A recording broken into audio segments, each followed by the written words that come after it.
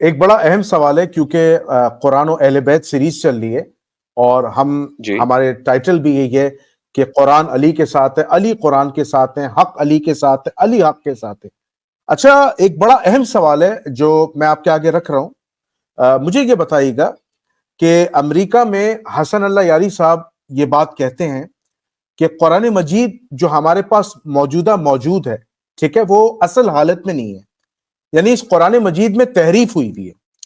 وہ سنی علماء کو چیلنجز بھی کرتے رہتے ہیں، ٹھیک ہے، اور اہل سنت کی روایات بھی دکھاتے ہیں، پھر اہل تشیعوں میں بھی روایت دکھاتے ہیں کہ قرآن میں تحریف ہوئی ہے، قرآن اصل حالت میں نہیں ہے، یعنی ہمارے پاس اصل مصحف علی نہیں ہے، ہمارے پاس مصحف فاطمہ نہیں ہے، وغیرہ وغیرہ وہ بات کرتے ہیں اور بڑا اس پر ان کے بڑے سخت دلائل ہوتے ہیں۔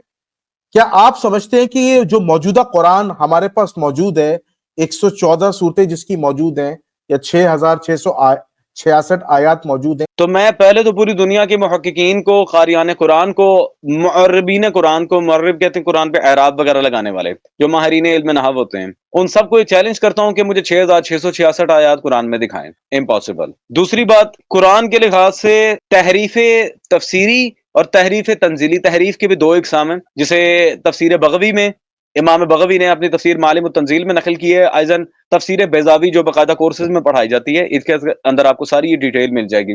تحریف تنزیلی اور تحریف تفسیری۔ رہ گئی حسن اللہ یاری صاحب کی یہ بات کہ قرآن جو موجودہ حالت میں ہے یہ ویسا نہیں ہے، تو اس پہ میرا 100% اتفاق ہے اللہ یاری کے ساتھ، 100%۔ اچھا ٹھیک۔ کیونکہ تحریفات کے اوپر باقاعدہ بخاری میں، مسلم میں، مسند احمد بن حنبل میں سیاستہ تو بھری پڑی ہیں۔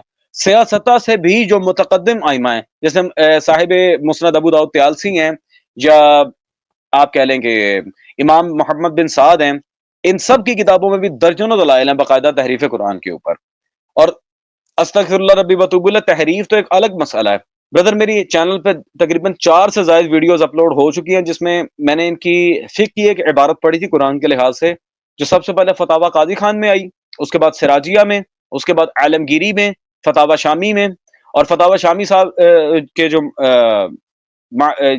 کیا سو کہتے ہیں لیکھک ہیں، جو رائٹر ہے فتاوی شامی کی، جن کے فتاوی کا مجموعہ فتاوی رد المختار ابن عابدین شامی، انہوں نے کہا ہوا ہے وعلیہ الفتوی، یہ مفتبی قول ہے۔ جس طرح حدیث کی فیلڈ میں ضعیف، موضوع، حسن، حسن لذاتی، حسن لغیری، اس طرح کی حدیث ہوتی ہیں، اسی طرح فقہ کے اندر مفتبی و غیر المفتبی 2 طرح کی عبارات ہوتی ہیں، اور انہوں نے مفتبی کہا ہے کیا؟ استغفر اللہ ربی وتوب الیہ، لو کتب بالبول لو کان فی الشفاء لا باس به، استغفر اللہ ربی وتوب الیہ۔ قرآن کو پیشاب سے لکھنے میں کوئی حرج نہیں ہے، اور اس عبارت کو انہوں نے فقہی لحاظ سے مفتبی قرار دیا ہے۔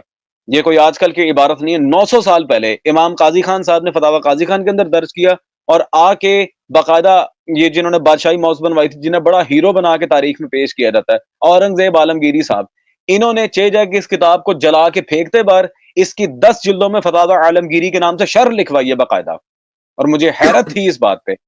اور اس کے تعلیقہ میں لکھا ہے کہ یہ احناف کے اندر بلا انکار یہ مسئلہ ثابت ہے۔ تو تحریف تو بہت بعد میں آئے گی جنید بھائی، پہلے ہم ایمان و تعظیم قرآن کے لحاظ سے بات کریں گے۔ آیا یہ قرآن کو مقدس کتاب مانتے بھی ہے کہ نہیں مانتے؟ نعوذ باللہ، جو اسے گندگی کے ساتھ لکھنے کو انہوں نے جائز کہا ہوا ہے۔ تحریف تو بہت دور کا مسئلہ ہے، پہلے ایمان بالقرآن کی بات ہوگی، تعظیم قرآن کی بات ہوگی، تحریف تو بہت دور کی بات ہے۔ ٹھیک ہے، جی حکم کریں تو برو۔ آپ جو ہیں وہ تحریف قرآن کے قائل ہیں کہ قرآن میں تحریف ہوئی بھی ہے؟ جی بالکل، صرف میں نہیں ہوں بلکہ درجنوں علماء اہل سنت قائل ہیں، اور اس پہ انشاءاللہ تبارک و تعالیٰ کبھی ہم الگ سے سیشن کریں گے، اس میں تفصیل کے ساتھ موضوع ہی تحریف قرآن کو رکھا جائے گا۔